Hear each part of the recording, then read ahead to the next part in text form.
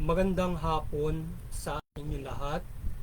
Muli ito po si Herbert Curia, author-promoter ng Human Rights Promotions. Ang boses ng Human Rights Promotions. Sa malayang demokrasyang ito kakibat ang ating pananalig sa ating banal na Panginoon Diyos, banal na Panginoon Kristo, at gabay ng kaliwanagan ni Banal na Santa Maria mula sa isyong ating nakalap at nagbabantay sa mabuting pamamahala, patas na hustisya at karapatang bantao. Hinggil sa issue ng local government support fund, or we support national government support on LGU increase in funding. Ang ating pamahalaan ay nais na palakihin pa ang budget ng LGU mula sa local government support fund, kung saan ang bawat barangay sa programa dito sa Batangas ay nakatanggap ng 200,000 para sa educational support o scholarship. Ng beneficiaries ang 100,000 at 20,000 per beneficiaries. Yan. So yung ating tinunghayang issue ngayon ay hinggil doon sa local government support fund, na kung saan ay nais palawigin pa ito ng ating Pangulong Marcos, itong ating Secretary Recto, para yung ating mga local na pamahalaan ng barangay ay makapaglingkod ng lubos sa kanilang mga constituents. Yeah.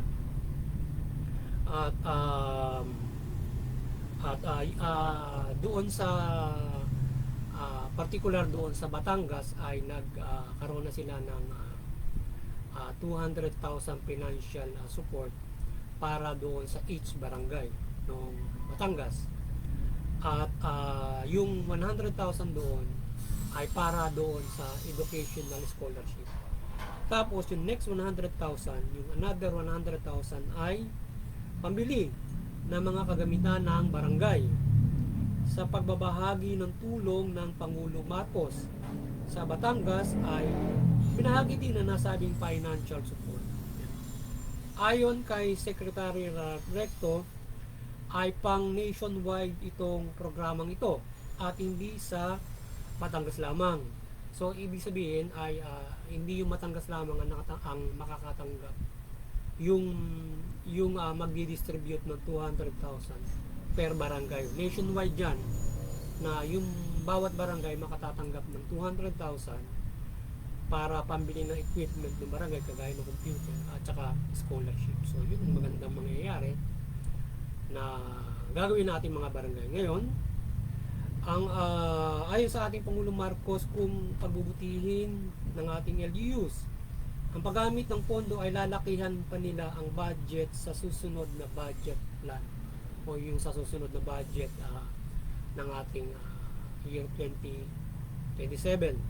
So kung pagbubutihin ng ating mga barangay yung kanilang serbisyo sa kanilang pondo o local government sa kanilang pondo, particular barangay, ay lalakihan pa nila yung pondo. So ayun ang pinakamagandang announcement ng ating government from the project na ginawa nila doon sa Batangas. So sana nga ay mangyari yan, gawin ng ating Pangulo next budget, para yung mga barangay ay makapaglingkod ng lubos. Ngayon may natatandaan ako na parang mayroong panukala si Secretary Abalos na yung sa barangay ay nais niya na mag-increase talaga yung budget niya para sa development ng mga barangay, para yan ay makapagpagawa ng mga kalsada o anumang mga ilang mga maliliit na mga dapat nilang maipagawa doon sa mga barangay nila. So, maganda yung kay Secretary. Ewan nga kung natuloy yun para dyan sa proyekto nila. Under din sa administration kay Secretary Abalos na parang development ng mga barangay. So, lalakihan nyo po. Parang ganun yung natatandaan ko na panukala noon bago siya. Nung kulang pa siya na secretary ng DILG yata yun. So maganda yun yung kanyang panukala niya para doon sa local government na nadagdagan yung pondo para yung mga barangay ay magkaroon ng ganung klase ng mga para sa kanilang mga projects. So, kung ating susuriin, yung barangay maliit lang yung pondo nun, depende doon sa municipalities. Pero yung pangkalahatang pondo ng barangay maliit lang yun. So sana ay maging malaki nga yung suportan nila para at least ay sila makapaglingkod ng lubos doon sa mandato nila bilang barangay. So ngayon ay ang Human Rights Promotions ay maring sumusuporta sa mabuting pamamahala, patas ng hustisya at karapatang pantao. Sa isyong ito ng Local Government Fund o We Support National Government Support on LGU Increase in Funding ay ating sinusuporta ng programa ng ating pamahalaan na palakihin ang funding ng local government units at ito yung mga pagsilbi ng lubos sa kanilang mga nasasakupan. So tayo ay nakikisa at sumusuporta ang human rights promotion dun sa panukala ng ating Pangulong Marcos na dagdagan pa ang pondo na yan mula dito sa proyekto na kanilang parang pilot plan yata nila yan kung paano gagastahin yung mga pananalapi na yan na binibigay nila. So siguro may iba pang mga programa regarding doon sa fund kung paano gagastahin yan regarding with example na ginawa doon sa Batangas. So ang pagtutulungan ng local government units at yung national government ay mahalagang pag-ibayuhin upang ang bawat bayan ay pare-parehong umunlad at mabuhay ayon sa karapatan ng tao. So ngayon yung pag-iisa ng ating pamahalaan at LGU sa UN Sustainable Growth ay pag-ibayuhin ng ating national government na maubot ito naman mula sa LGU sa tulong ng national government sa kanila kagaya ng pagpupondo ng malaki sa kanila. So yung ating mga local government tsaka yung government, merong ano yan parang merong pakipag-usap sa UN yan for the support of the sustainable growth na 2030. So dapat ma-realize yun sa pamamagitan ng mga itong mga bagay na pagsuporta ng national government doon sa mga lokal. So syempre mararamdaman yung yaang sinasabing sustainable growth na yan from the root level. So ngayon hindi lang national, makikita mo na umuunlad yung ating mga pang-national na mga serbisyo, but syempre but the local din. So makita mo yung pinakamaliit na kalsada ay maayos or maliit na infra from the barangay effort o anumang trabaho ng barangay para sa sustainable growth regarding din sa halimbawa sinasabi na ano man yung serbisyo na may bibigyan na kagaya ng edukasyon, etc. Yan. At yan ay mahalagang bagay na ma-realize ng government yung support sa sustainable growth down to the root level. So susuportahan nila lubos yung barangay from the sustainable na sinusuporta ng bansa natin sa UN. So merong merong usapin na yan na nangyayari na gagawin na lang. So itong mga bagay na ito, sa ginagawang ito ay malino na sumusuporta na sila, but i-realize nila yung sustainable growth para yung mga mamamaya from the road level nakikita nila talagang umuunlad talaga sila, trabaho yan ganyan na nabibigyan nila ng yan yung scholarship etc. na mga programa ng ating pamahalaan national to the root level na maghahango sa buhay ng mga tao, yung sustainable growth yan, kabuhayan etc. So dito sa nasabing programa sa Batangas na may 200,000 each barangay support at nationwide, di umano ito ay pareho ba ito gagastusin sa ganyang programa? Ito pambili ng equipment ng barangay at medyo maliit lang yan dahil sa kung computer lang yung bibilin ay 20,000 na yung mahalaga na ang mahalaga sana at least sana mula chairman may PC sila o laptop at internet yan. So talagang kailangan talaga yung pondo na yun kasi yung barangay kinakailangan talagang magkaroon ng mahusay na tanggapan. Ano ba? Kailangan mayroon isang magandang barangay, may office chairman, at least mayroon silang computer doon, at least lahat kahit papaano kung tutuusin lahat ng mga barangay councilor syempre gumagawa ng batas yan at iba't iba mga documentation ng mga documents, files, dapat may sari-sariling desk, sari-sariling laptop or PC para nakagagawa sila ng na doon sa sa barangay. Usually kasi ang mga barangay walang desk, walang opisina yung mga barangay councilor chairman lang, meron lang diyan yung ano, yung parang ano na, yung convening table kapag ka nag-deliberate sila ng mga batas or yung pag nagkukoko sila. So yun lang meron sa mga barangay eh.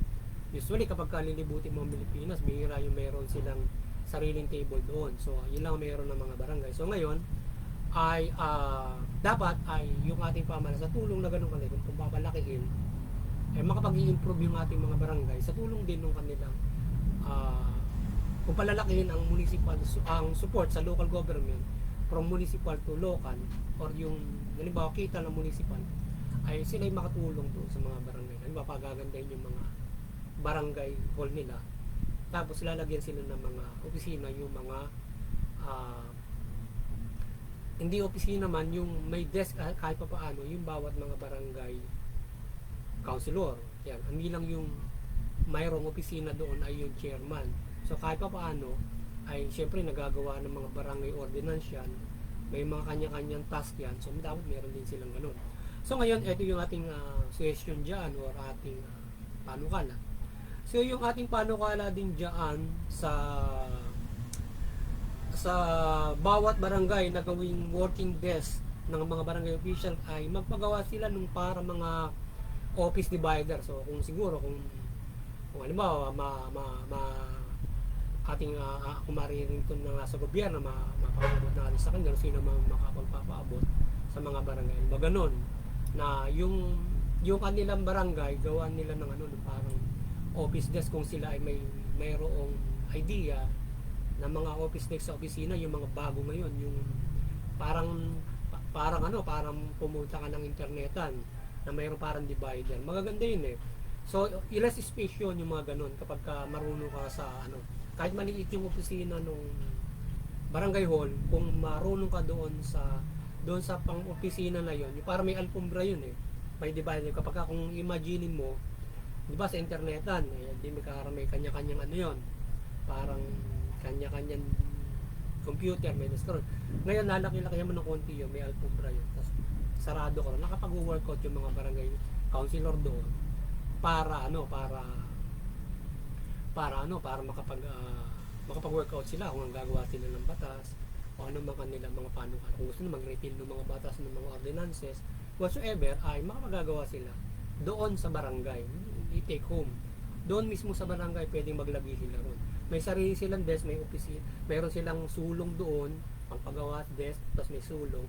So less space yun kasi yung mga barangay walang mga opisina talaga yan eh, maliliit. Kanya ibang munisipyo walang mga opisina. Dito nga sa lugar namin dati noon pa, yung konsyal ng bahay namin, mga walang opisina yun eh. Mayroon lang sa kanila yung buong office, ano na kalipunpun yung mga barangay, yung councilor ng munisipyo sa amin.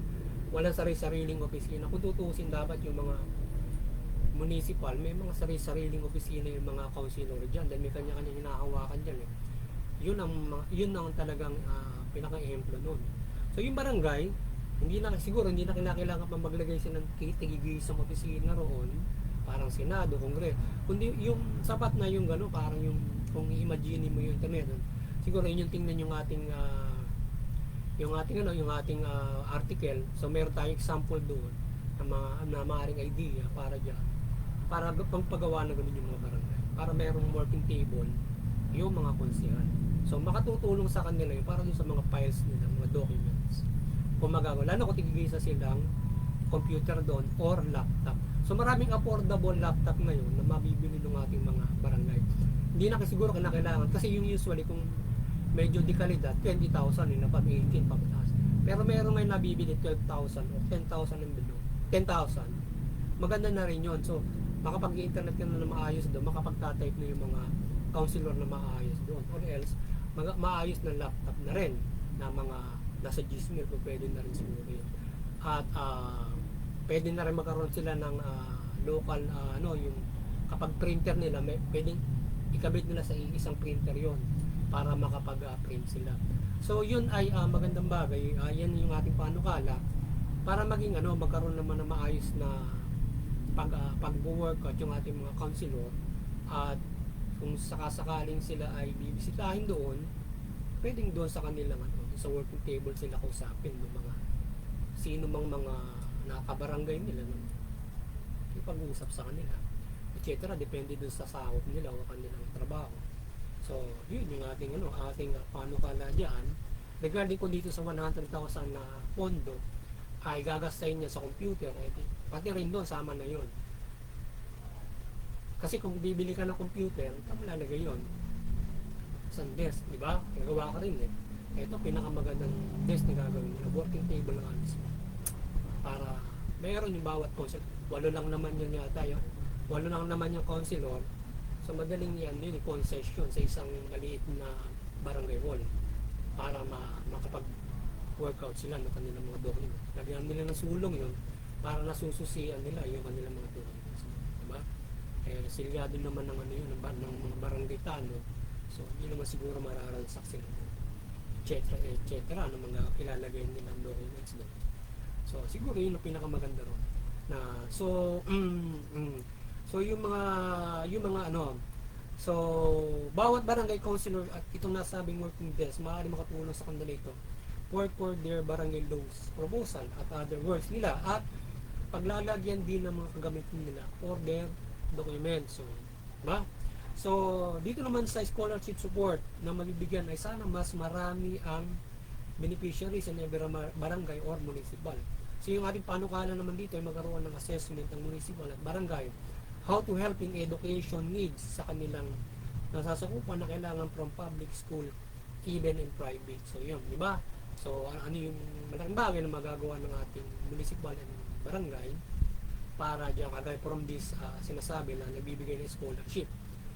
Kung tigba 20 mil, di 5 lang yung nagbibigyan ng scholarship sa isang barangay. Saba, malaki na rin yun, di ba? Yung 5 sa bawat barangay. So ngayon ay ano ba yung maaaring tulong, di ba? Or siguro para mas marami tuition fee, di ba? Kaya lang malaki siguro tuition fee. Siguro sa private, ngayon kung public, marami kang matutulungan sa tuition fee. Kaya lang sa ngayon, yung ating mga university, alibay sa probinsya o sa Manila, libre yung yung university ngayon. Ang mahal siguro yung mga college na private. So yun, maaaring makatulong din doon sa college private or kung mayroong public doon sa lugar nila. Ngayon, marami matutulungan sila sa tuition fee. Kung halimbawa, kung mayroon pa mga miscellaneous na babayaran doon sa mga public na mga colleges or university sa mga probinsya. Pero ang pagkakaalam ko, yung ating mga state university or mga university and colleges, government na ino-operate ay libre na ngayon yan. Ngayon kung mayroong mga sa probinsya, kung mayroong kinakailangan na babayaran doon, yung barangay lapitan ng mga estudyante para sa tulong, di ba? Dagdag doon sa scholarship siguro pa next year siguro kung papalawigan or ano pang mga maaaring gawin ng ating municipal at ng barangay, assess nila yung educational support doon sa mga ganun. Ay, kasi yung private meron din ang pagkakaalam ko niyan yung kina BP Sara, meron silang ganun yung parang nagbibigay sila ng ng scholarship na tuition fee, etc. Meron pa silang ron may magandang tulong sila sa ganyan sa education. Nabasa ko yun doon sa nila website yata nila yun, kanilang mga programa. So we hope ay mapalaki yung budget ng local government units mula municipal at barangay para makapag-project sila na maayos sa barangay nila at municipal syempre at ma-improve ang office services nila. So yun, yan dapat ma-improve yung office services din ng ating mga barangay. Yan. So hindi lang yung chairman na mayroong opisina, computer, tanggapan doon. Yung kahit pa paano may working table yung ating mga barangay official doon na barangay councilor dahil gumagawa ng batas yan mga syempre take home ang gagawin ng paggagawa ng batas yan. Wala ka man lang this dun sa dun sa barangay mo kung gano'n, di ba? Kung pupunta ka ng mga barangay, di ba? Usually walang gano'n dahil maliliit improve ka na lang doon, di ba? Mag-uorokan ka na lang doon gumawa ka na nga naman ng mga para pang opisina, di ba? Kahit pa paano pag-office kung ganito may pondo na binibigay yung ating government. Kaya na nga naman nila para mapagawa nila yung sinasabi natin na maaaring paglagyan ng mga bibiling computer para doon sa barangay niya, diba? So yun, so kung maaari nga per councilor, 8 lang naman yan, taon-taon masadyan nila, tigigisa sila doon, diba?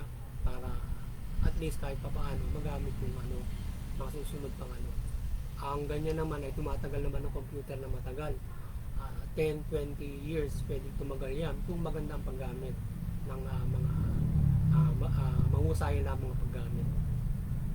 Magagamit nila kapag kagaya doon sa pondo na gagamitin sa internet. So, kapag may research yung ating mga counselor for the laws, for the diba? Mayroon kasi kapag mag-research ka, kung wala ka namang table doon, paano mag-research ang gagawin mo sa computer mo rin ba? Siksikan kayo sa isang computer doon. Pero mas maganda, tinigis na yung mga yung mga counselors. Yan. So yan, at we pray God blessing sa ating bansa, sa ating pamahalaan, at maglingkod dito ng mabuti sa lahat. Yan. So muli, maliwanagan ang ating banal na Santa Maria, ang sambayan ng Pilipino, mula pamahalaan at mamamayang Pilipino. Yung pamahalaan, mamahala ng mabuti, matuwid, tugunin yung karapatang pantao, patas ng hustisya, iwasan yung pang-aabuso, katiwalian, korupsyon, at yung mamamayan naman ay iwasan yung paglaban sa pamahalaan, paglabag sa batas, bako suportahan yung mabuting pamamahala, patas ng hustisya, karapatang pantao. Sa gayon, mga pamumuhay tayo ng mapayapa, maunlad, ayon sa karapatan. Higit sa lahat, makakapanampalataya tayo sa ating banal na Panginoon Diyos, mula Panginoon sa Kristo, at magkaroon tayo ng malaking pag-asa sa ating kaligtasan ng spiritual, makapumuhay tayo ng higit na mabuti mula dito sa gabay na banal na ito ng ating Panginoon Diyos. Muli, magandang hapon sa inyo lahat, at sana nakapagsaboses na naman ang Human Rights Promotion sa linggong ito hinggil dito sa karapatang pantao na ating tinungan. Magandang hapon sa inyo lahat, at God bless you all.